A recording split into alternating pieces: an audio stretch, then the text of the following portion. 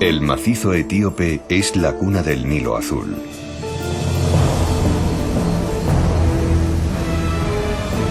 Sin estas aguas, el gran río Nilo se evaporaría en el desierto egipcio y jamás conseguiría alcanzar el mar.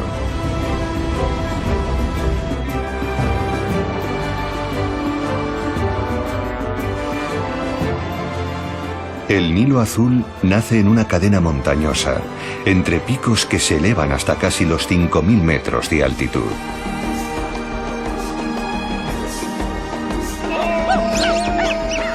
Estas montañas están habitadas por algunas de las especies animales más raras del planeta.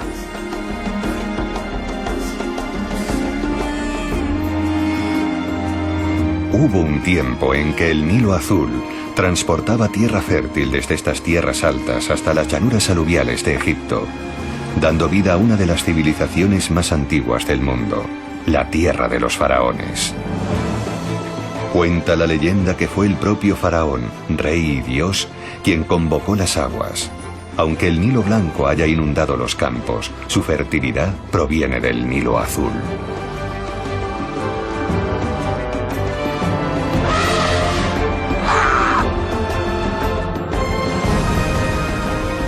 El Nilo, río supremo. Curso vital en el desierto. En el macizo etíope, las montañas Simen se erigen como un castillo con 1 millar de torreones.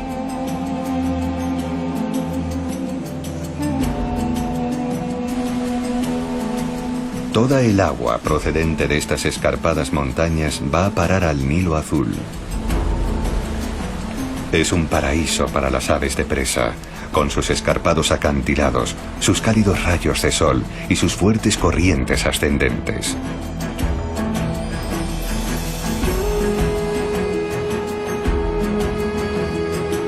Los acantilados y torreones de las montañas Simen son el hogar de miles de buitres. En las grietas de sus fachadas rocosas pueden reproducirse, dormir y cazar. A 1000 metros de altitud, 2 quebrantahuesos se enfrentan por el territorio.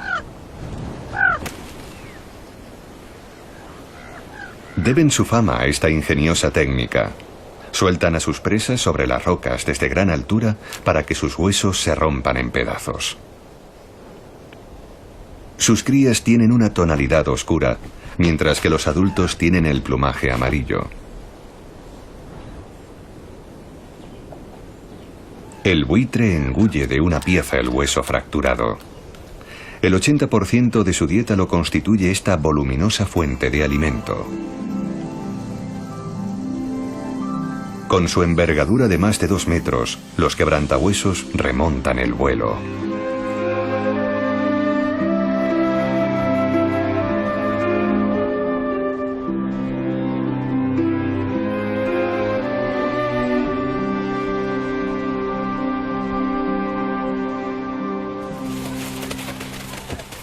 Los tramos superiores del Nilo Azul son el hábitat de una especie única. Los geladas son parientes cercanos del babuino y solo se encuentran en el macizo etíope.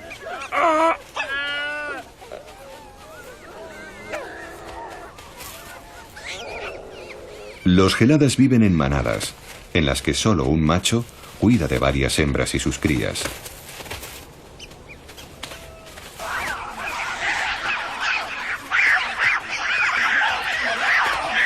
Los machos jóvenes deben luchar para abrirse paso a la cima.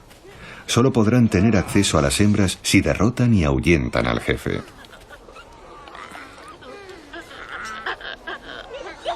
Estos grupos familiares suelen unirse formando grandes clanes o manadas de hasta 400 individuos o más. Los geladas comparten hábitat con la cabra montés de Etiopía.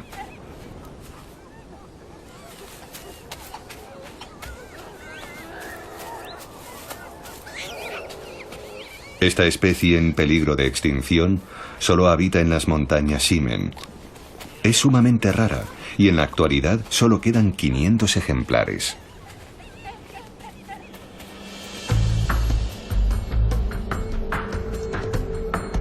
La mayoría de las aves de presa que sobrevuelan estas montañas son buitres dorsiblancos africanos. Su jornada comienza poco después del amanecer, cuando el aire se calienta y empieza a elevarse.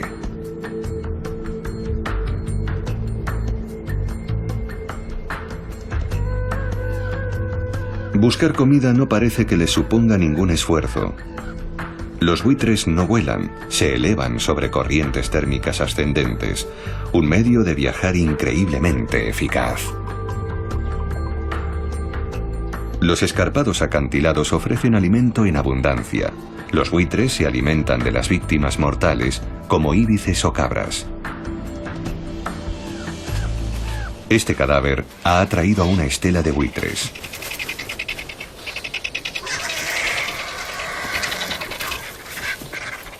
Mientras que los quebrantahuesos se ciñen a los huesos, los dorsiblancos prefieren los despojos y los intestinos.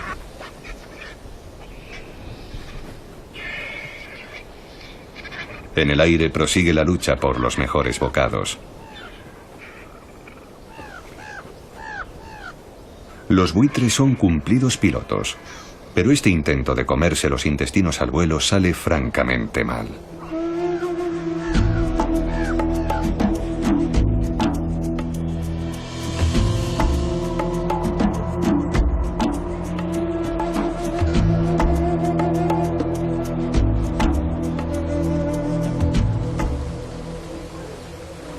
Los residentes locales consideran que la fuente del Nilo Azul es sagrada.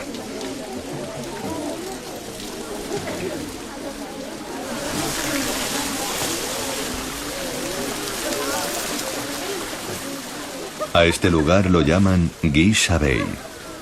Abey es la palabra en lengua amárica para referirse al Nilo Azul. En primavera parece un lugar de peregrinación. Se habla de las propiedades curativas del agua.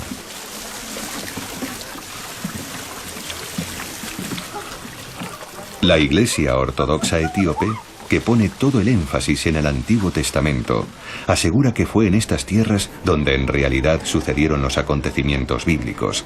Piensan que esto era el jardín del Edén y que el Nilo Azul era Gión, el río sagrado mencionado en la Biblia. En un claro cercano al manantial, los sacerdotes predican y dirigen la práctica del culto. Tras el sermón, algunos fieles piden ser limpiados con el agua sagrada.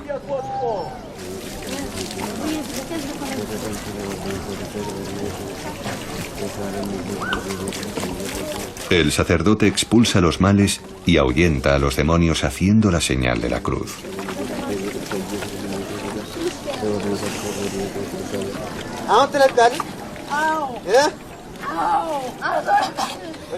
La familia de esta joven está convencida de que está poseída por el demonio. El sacerdote utiliza el agua sagrada para llevar a cabo un exorcismo.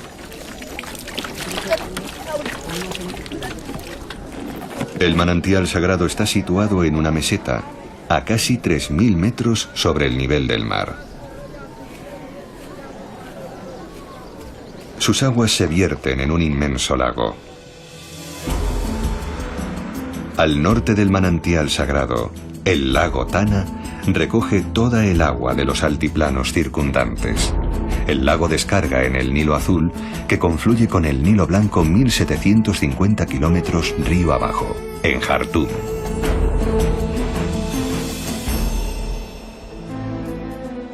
Bordeado de humedales y pequeños campos, el lago Tana conserva intactas sus orillas, inalteradas por la industria y la civilización moderna.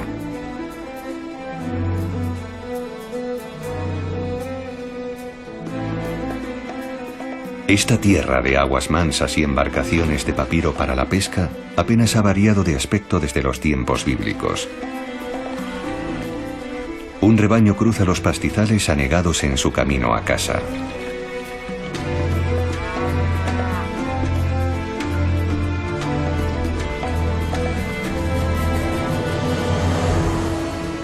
Únicamente la presencia de los hipopótamos nos recuerda que esto no es la tierra sagrada.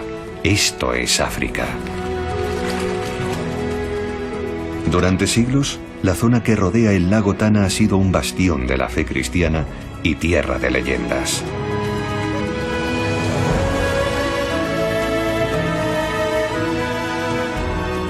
Dicen los sacerdotes que fue aquí, en la isla de Tana Kirkos, donde María se refugió con su bebé Jesús cuando huyeron de la tierra sagrada. Cuenta la leyenda que durante 800 años el templo aquí erigido albergó el Arca de la Alianza, el cofre donde se guardaban las tablas de piedra que contenían los 10 mandamientos. Actualmente se dice que el arca está escondida en la ciudad de Aksum. Las tablas de piedra cumplen una función importante en las ceremonias. Cada año, el monasterio de Asua Mariam, a orillas del lago Tana, rinde homenaje a un icono sagrado de la Virgen María.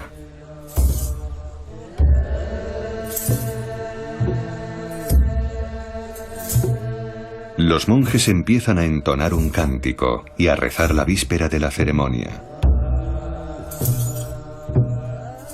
Los muros interiores del monasterio se adornan con escenas bíblicas, un valioso entorno para albergar reliquias preciosas y una copia de las tablas de piedra.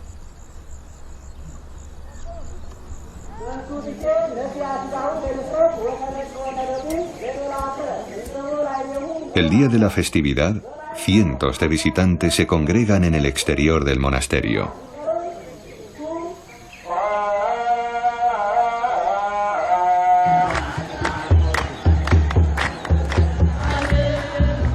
La fe cristiana arraigó en Etiopía en el siglo IV, antes que en Europa. Casi la mitad de la población del país es cristiana y pertenece a la Iglesia Ortodoxa Etíope.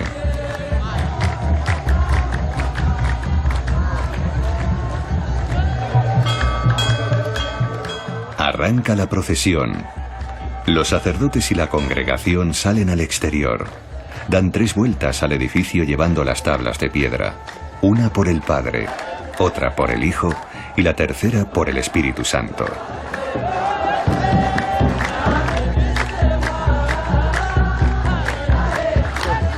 Durante la procesión se cubren las tablas con un paño azul.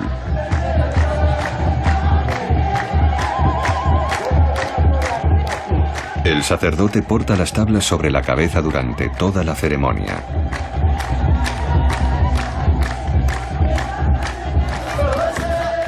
Los hombres participan en la procesión hasta el final, mientras que las mujeres deben darse la vuelta cuando llegan a la mitad del circuito.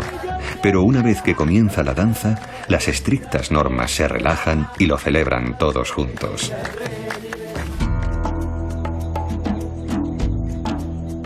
El Nilo Azul inicia su recorrido en la orilla meridional del lago Tana. Cobra vida en forma de río manso y poco profundo. Pero un salto repentino y todo cambia.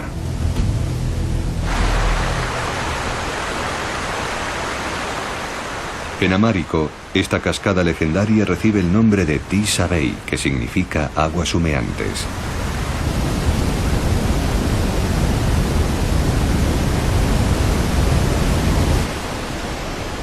Desde aquí, el Nilo prosigue su curso a través de un cañón solitario.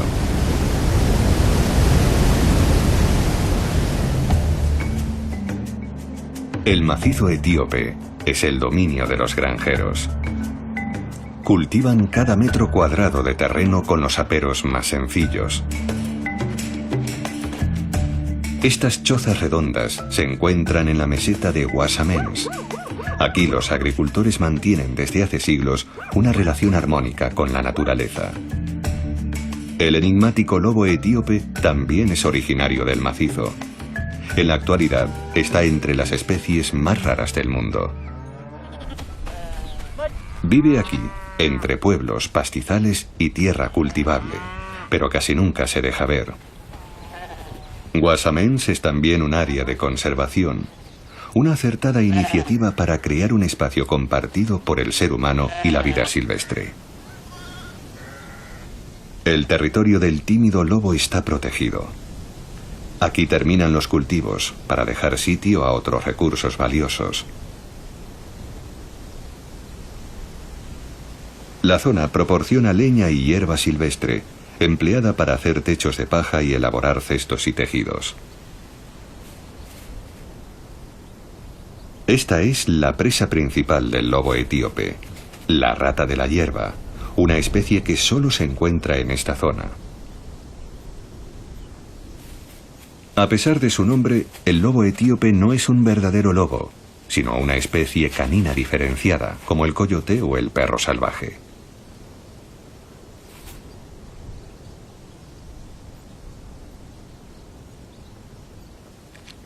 Se calcula que solo quedan 800 ejemplares de este lobo. La mayoría vive en las montañas Beil y unos pocos en áreas de conservación como esta.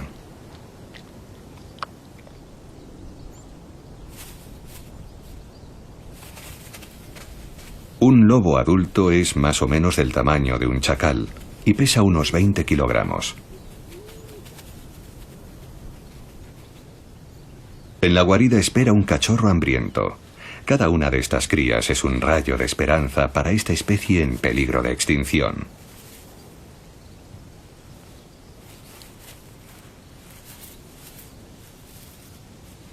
El lobo etíope sigue sufriendo presiones, dado que el terreno cultivable se está extendiendo hasta la región de Cumbres, en pleno corazón del hábitat de los lobos.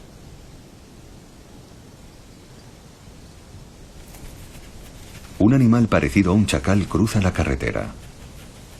Pero no es un chacal. Increíblemente, la cámara ha captado al lobo africano. Esta especie ha sido durante décadas un mito entre los biólogos. De aspecto parecido al chacal común, en realidad está estrechamente emparentado con los lobos europeos y americanos.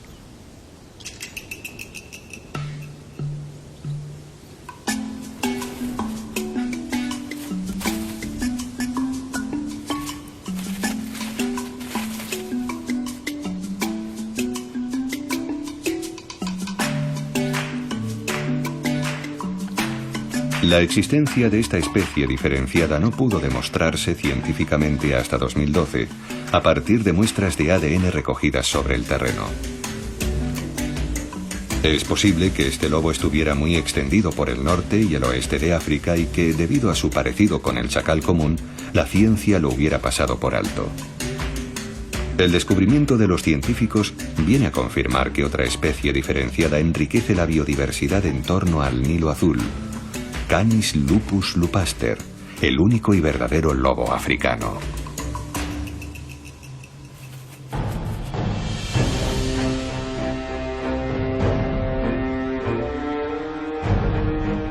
El Nilo azul transporta más agua anualmente que el Nilo blanco por término medio y sin embargo está considerado un afluente.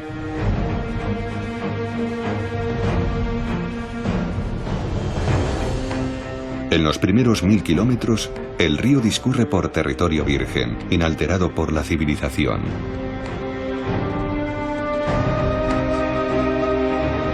A lo largo de millones de años, el Nilo azul ha excavado uno de los cañones más profundos y largos del mundo.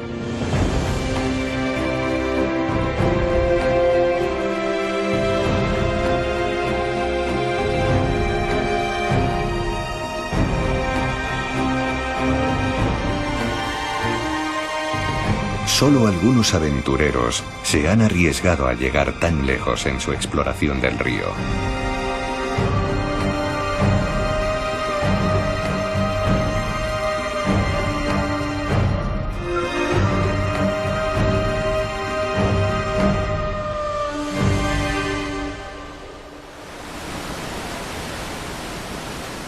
Las rocas que flanquean las orillas del río son el hogar de otro grupo de geladas. A diferencia de los babuinos de la sabana, los geladas no duermen en los árboles.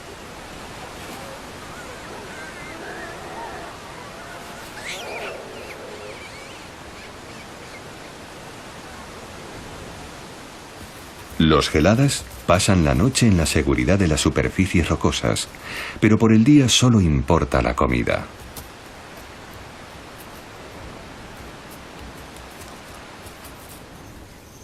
Son los únicos primates que se alimentan exclusivamente de hierba y semillas de hierba.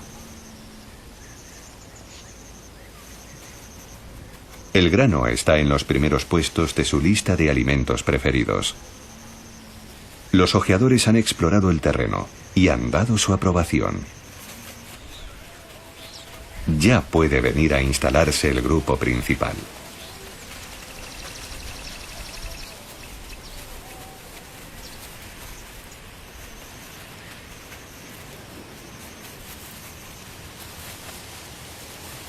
Este gelada está comiendo tef, una clase de trigo local que se utiliza para preparar las típicas tortas finas de pan de la región. A esta altitud no crece nada aparte del trigo y las alubias, por lo que los hambrientos geladas no tienen muy buena fama entre los agricultores.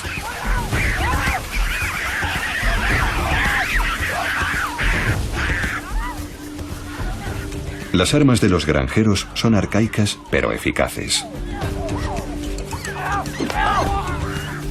Los geladas ya conocen las ondas y el doloroso impacto de las piedras y corren a ponerse a cubierto. Los geladas son una especie protegida.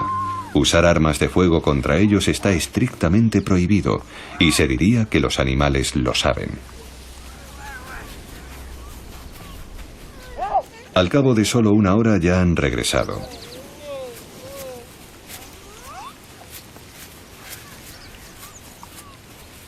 Los machos tienen todos una marca colorada en el pecho. En la época de apareamiento se hincha y vuelve de color rojo brillante. Los hombres regresan con sus ondas y el juego vuelve a empezar una vez más.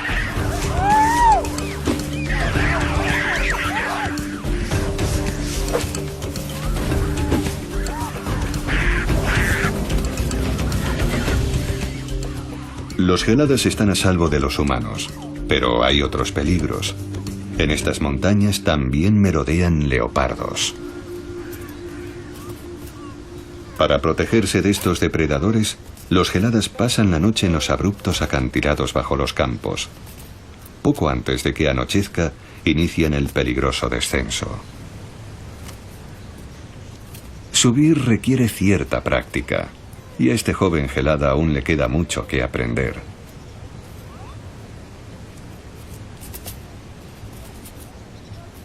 No tardará mucho en pisar con la misma seguridad que esta hembra con su cría.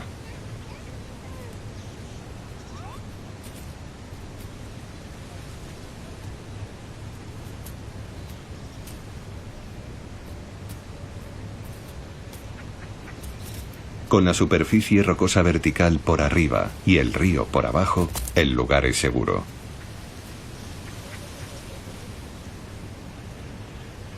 Este joven escalador todavía está puliendo su estilo. Los geladas viven a gran altitud.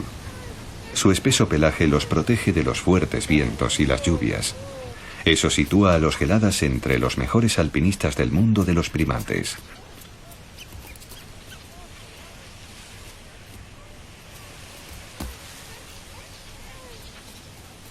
Si el río tuviera un símbolo, sería el gelada, apostado cual atento vigía observando los cañones naturales.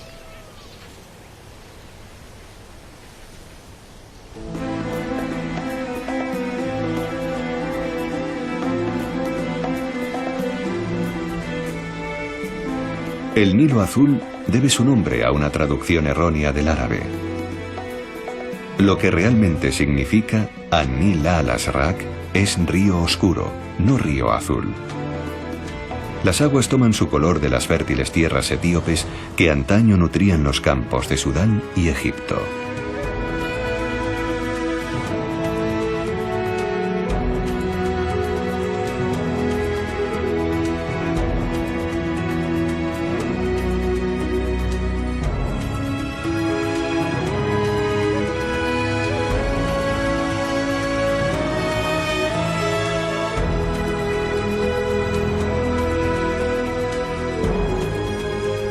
En Sudán, el Nilo Azul penetra en una inmensa llanura y termina en una de las principales ciudades de África, Jartum. Hace unas décadas, nada más, Jartum era un páramo polvoriento. Hoy la bulliciosa metrópoli tiene una población de 8 millones de habitantes.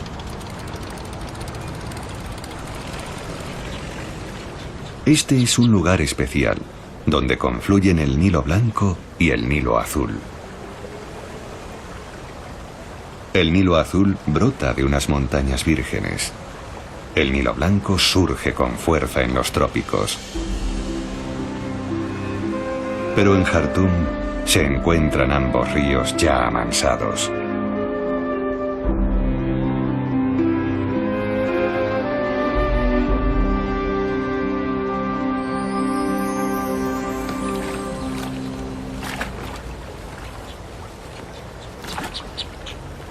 Existe un antiguo dicho que hasta ahora se viene cumpliendo en la región al norte de Jartum.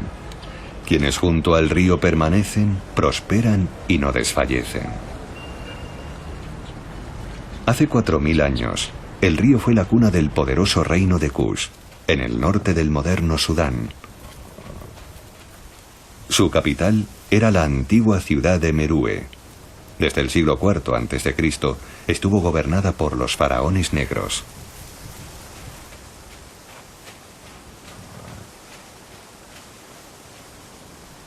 Estas pequeñas pirámides eran los prototipos de las tumbas monumentales de los faraones.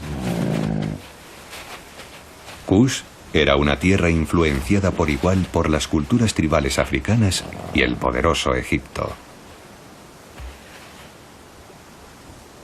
Hubo una época en que esta ciudad tenía 20.000 habitantes. El comercio de marfil y oro la hizo prosperar. Hoy, lo único que queda en Kush es misterio. Nadie sabe qué pasó ni cómo, pero hacia el siglo III después de Cristo, Merue se desvaneció en la arena del tiempo. Unos 6000 años antes, un río entero se había evaporado en el desierto. Era uno de los principales afluentes del Nilo y manaba de estas montañas. Esta es la meseta de Ennedi, un paraje seco y rocoso situado al noreste de Chad.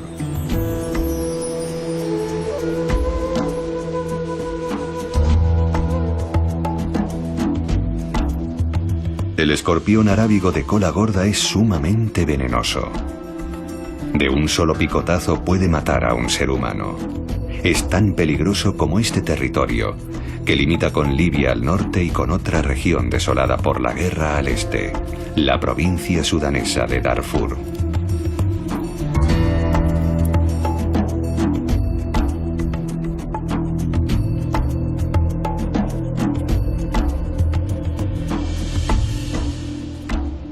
No es ninguna sorpresa encontrar escorpiones en el desierto, pero estas montañas esconden un secreto.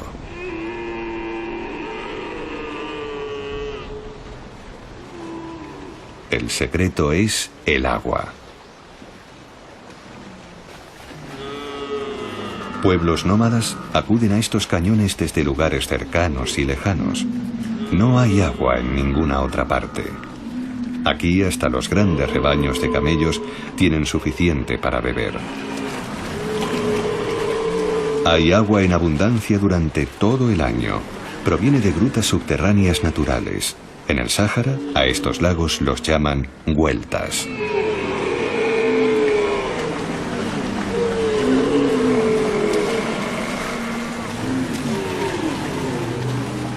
Hace 10.000 años, en este lugar había un clima subtropical. Llovía lo suficiente como para abastecer de agua grandes lagos. 1000 kilómetros al este, un río que nacía en la meseta de Ennedi vertía sus aguas en el Nilo. Los geólogos lo llamaron Nilo Amarillo.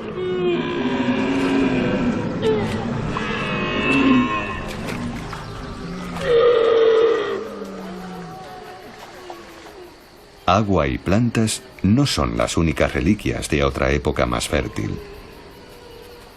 Hay numerosas aves e incluso animales más grandes.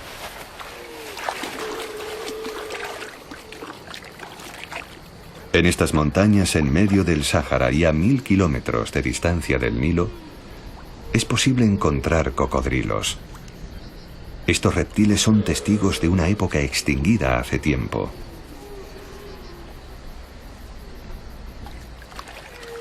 No son cocodrilos del Nilo, sino los últimos ejemplares vivos de una especie extinta en el resto de África.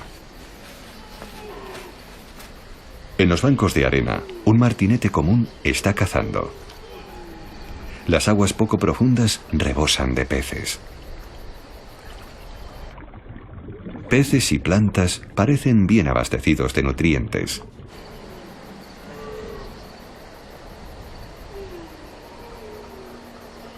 Media docena de cocodrilos viven en el Pago, tal vez menos incluso. Esta especie está destinada a ser historia, igual que el Nilo amarillo.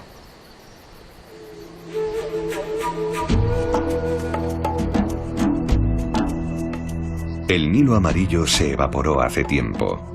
En Sudán llaman a aquel río Wadi Howar. En árabe, Wadi significa cauce seco.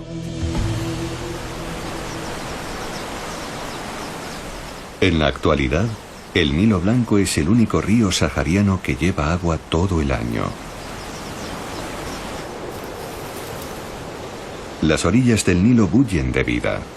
Los tejedores no encuentran hierba para sus nidos en ninguna otra parte. Las alternativas son polvo, arena y piedras.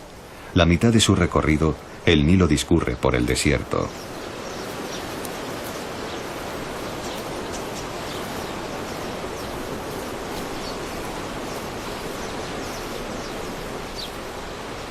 Las diminutas islas rocosas son lugares de reproducción muy apreciados por las aves.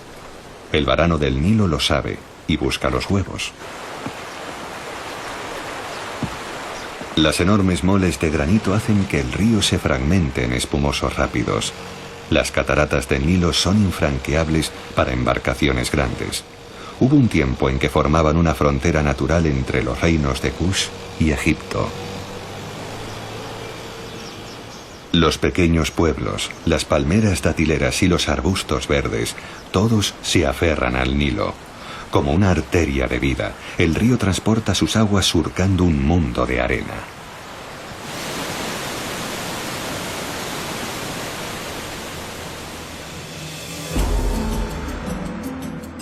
Cauce abajo desde Jartum, el Nilo pasa por 6 cataratas.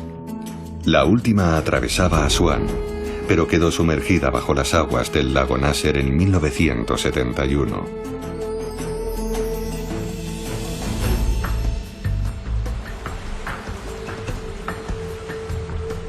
Solo se tarda un día en recorrer la distancia que separa el embalse de Luxor, la ciudad egipcia más conocida a orillas del Nilo.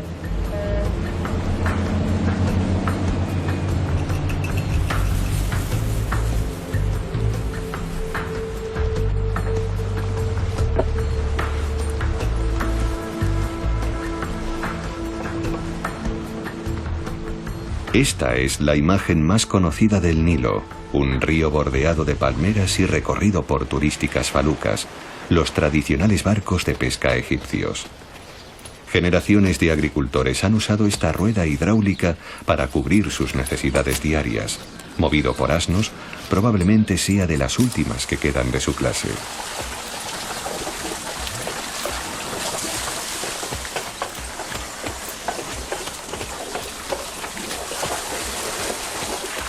Desde los tiempos de los faraones, un sistema de pozos y canales distribuye el agua del Nilo por los campos de los agricultores.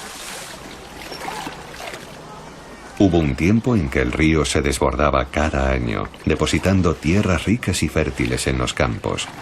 Pero las numerosas presas construidas a lo largo del río han puesto fin a las crecidas anuales. Maíz, trigo y alubias son los cultivos más importantes. Pero ni el poderoso Nilo puede sostener a 80 millones de egipcios. En la actualidad, el país depende en gran medida de las importaciones.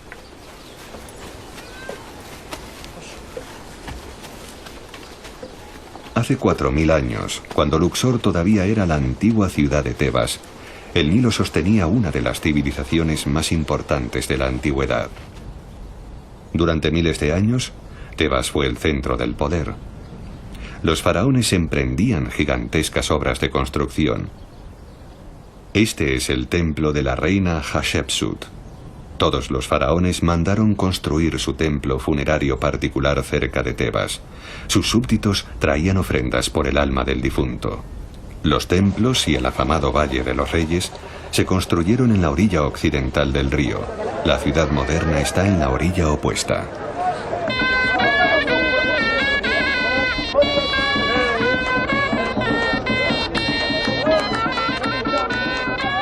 Una vez al año se celebra en Luxor una fiesta que se remonta a la época de los faraones.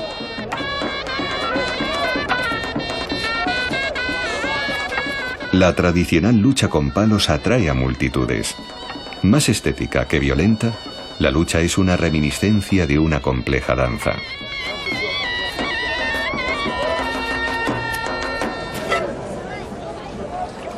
En los días de los faraones era una fiesta de la cosecha.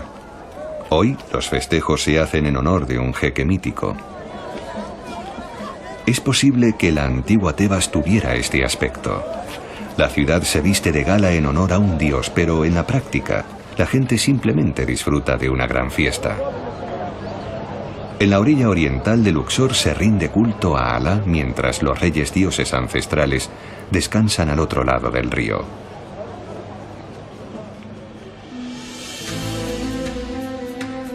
$62 tumbas de piedra han sido descubiertas hasta el momento en la orilla occidental.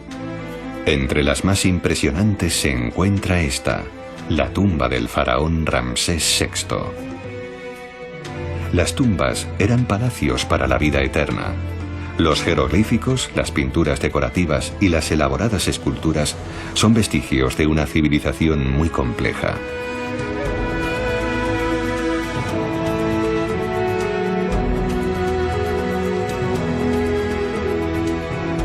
Cuando la diosa Nut devora el disco solar, cae la noche y su cuerpo es el firmamento.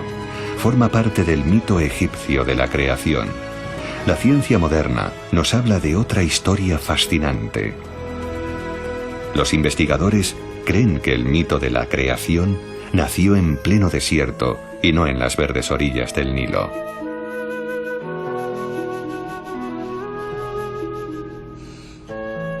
A 700 kilómetros del río, en medio del Sáhara, los arqueólogos han desenterrado las ruinas de una civilización de la Edad de Piedra. Hubo una época en que se criaba ganado aquí. Hoy es uno de los lugares más áridos del planeta. Y para llegar hasta aquí, hay que atravesar parajes increíbles. Primero, el impactante jardín de esculturas de piedra caliza en el Desierto Blanco, 400 kilómetros al oeste de El Cairo.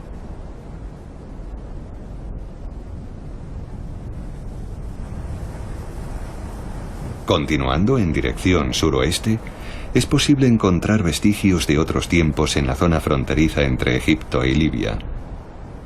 Estas vasijas de barro se utilizaban como depósitos de agua en la época de los faraones. Aquí las caravanas hacían un descanso. El viento, maestro escultor, crea obras de arte en las rocas. En Egipto llaman a estas estructuras los leones rojos. Los geólogos las denominan yardán. Solo se producen en el desierto, donde el viento sopla constantemente en una dirección.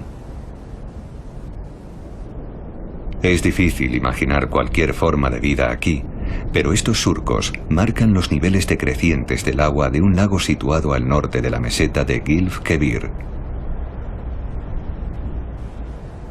Hubo un tiempo en que esta tierra estuvo habitada. Desde entonces se ha transformado hasta quedar irreconocible, aunque quedan algunos vestigios. Este tiene más de 10.000 años de antigüedad. Una manada de jirafas tallada en la roca.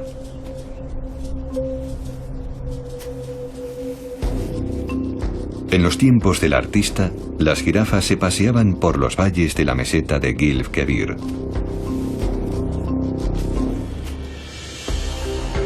En aquel entonces, Las montañas estaban rodeadas de inmensas praderas.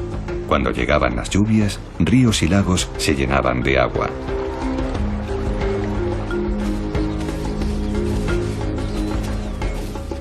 Hace 10.000 años el clima era como el de la sabana africana actual y el Nilo estaba rodeado de inhóspitos pantanos.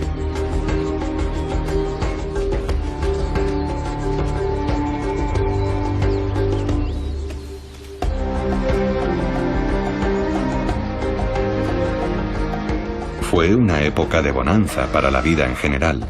Por todas partes había abundancia y diversidad. Posteriormente, hace unos 7.000 años, el clima se volvió más cálido y seco.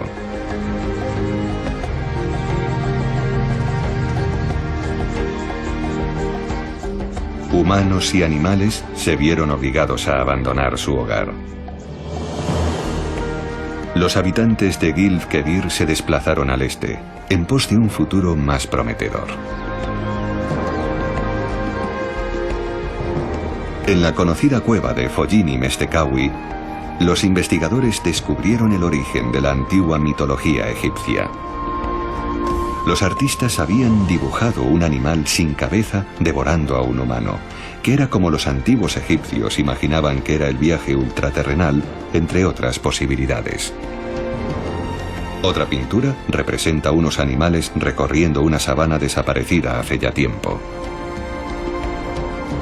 Estas manos podrían haber sido plasmadas por peregrinos que visitaban el lugar sagrado, a modo de firma o graffiti. En 1933, en un cauce seco cercano, el explorador húngaro László Almásy descubrió un secreto oculto en el interior de una cueva, que parecía indicar que en otro tiempo esta árida tierra recibió la bendición del agua. Se llama Cueva de los Nadadores. La vegetación de Wadi Hamri demuestra que en el subsuelo profundo el valle todavía está atravesado por corrientes de agua.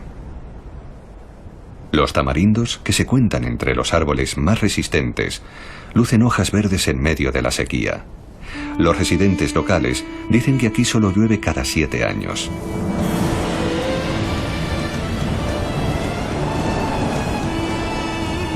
Mucho antes de que la arena se tragara la pradera, los habitantes de Gilf-Kebir se habían asentado junto al Nilo.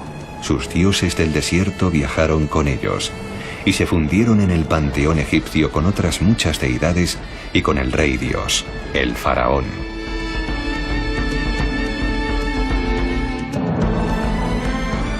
Los artistas de las cuevas representaron los animales sagrados de la sabana. En cambio, los jeroglíficos nos muestran la fauna del Nilo. Wadjet, diosa patrona de Egipto, es representada como una cobra, serpiente muy común en las orillas del Nilo.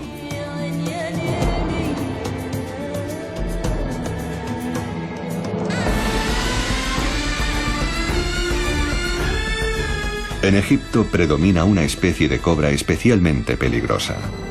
Se encuentra en los campos y en los canales junto al Nilo. Este lugar, con las pirámides de Giza a la vista, es el territorio de caza de los hermanos Tolba. Son cazadores de serpientes. Su familia se dedica a este negocio desde hace más de 200 años. Atrapar cobras da mucho dinero, hasta $50 por ejemplar. Los hermanos andan buscando a la legendaria cobra egipcia o áspid, la especie que cuentan que usó Cleopatra para suicidarse. Los agricultores locales temen a la cobra, porque caza durante el día y su mordedura es mortal. La cobra egipcia se alimenta de anfibios y roedores.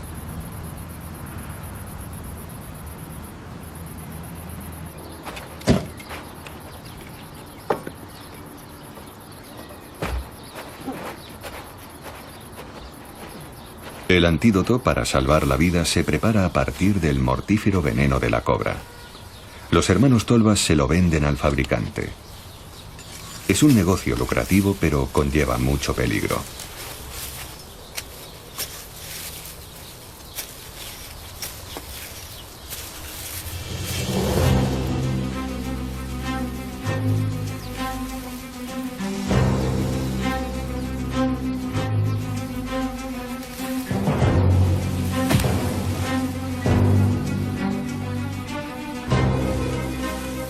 Los hermanos aprendieron la profesión de su padre cuando aún llevaban pañales.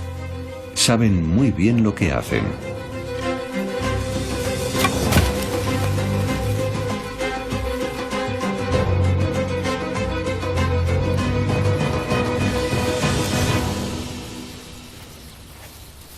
La serpiente se calma enseguida en la oscuridad del saco. Los tolva la trasladan a su zoológico particular. En cualquier otro lugar, un áspid sería una amenaza relativa. Pero esta serpiente vive en el delta, que es la parte del valle del Nilo con mayor densidad de población. Más allá de El Cairo, el Nilo se divide en varios brazos, como un abanico. Solamente dos desembocan en el mar Mediterráneo, uno por el este, en Damieta, y el otro por el oeste, en Rosetta.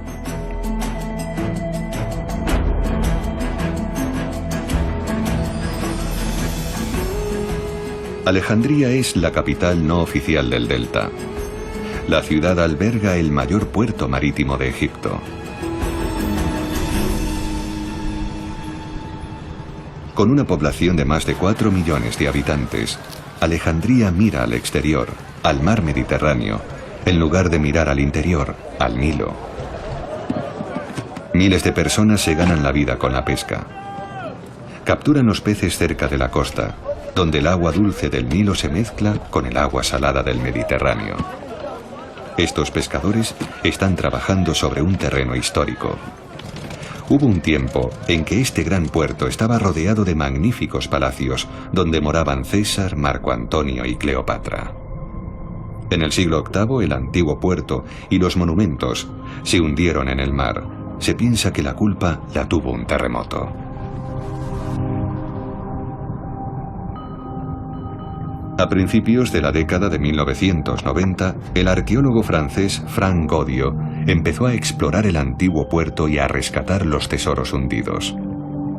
Los muros de la ciudad y el puerto continúan sumergidos, pero los artefactos rescatados se exponen actualmente en un museo.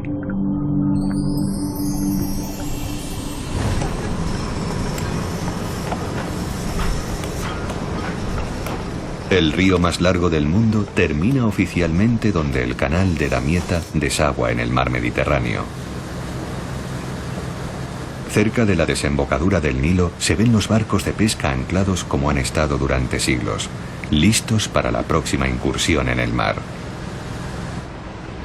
A lo largo de todo su recorrido, la mitad del agua del Nilo se ha evaporado. El nacimiento del río y las imponentes montañas de África Oriental parecen cosa de un pasado remoto.